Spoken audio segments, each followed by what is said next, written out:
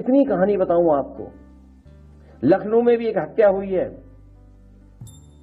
सरोजनी नगर इलाके में। कौन बचा रहा है सोचो आप।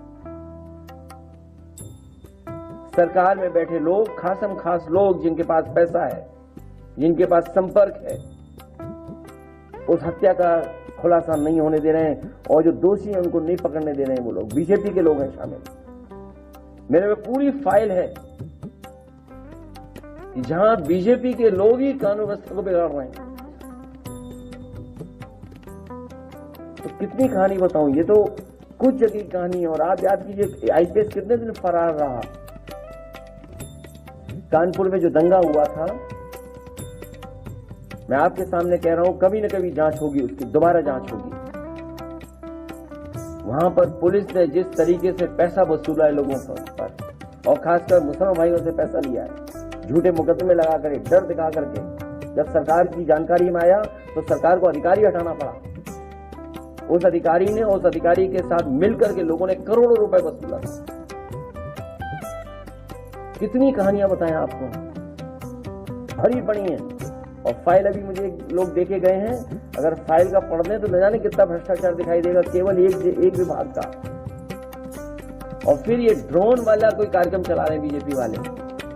ड्रोन उसी से देखेंगे, ऊपर से ही देखेंगे। बताओ, आप अस्पताल जाते हो, ड्रोन की जरूरत है आपको क्या अस्पताल में भीड़ देखने के लिए?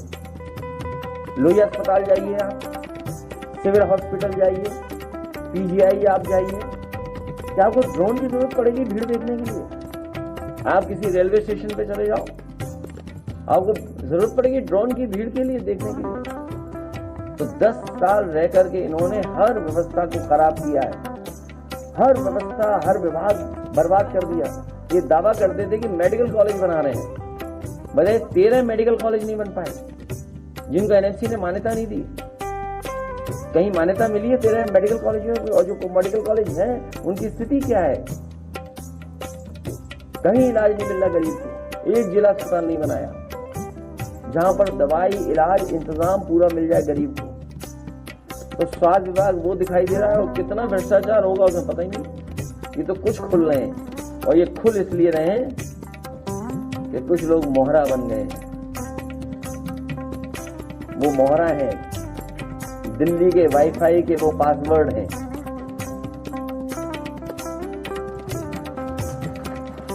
ये नई तरह की टेक्नोलॉजी, तो टेक्नोलॉजी के हिसाब से बोलना पड़ रहा है। आप समझ गए हो कौन मोहरा है? सुनने में आया कि मौर्य जी मोहरा है,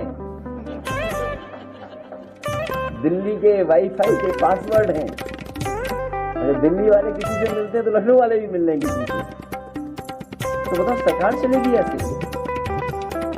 क्या सरकार चलेगी बताओ? और जिन्होंने बिगाड़ा है सब कुछ, क्या वो लोग ठीक करेंगे? और सबसे गंभीर सवाल मैं आपके सामने रखता हूं। मुझे याद है कि इस प्रदेश के गवर्नर हमें चिट्ठी लिखते थे और अखबार में सरकार को, समाजवादियों को बदनाम करने के लिए जातिवादी का आरोप लगाते थे।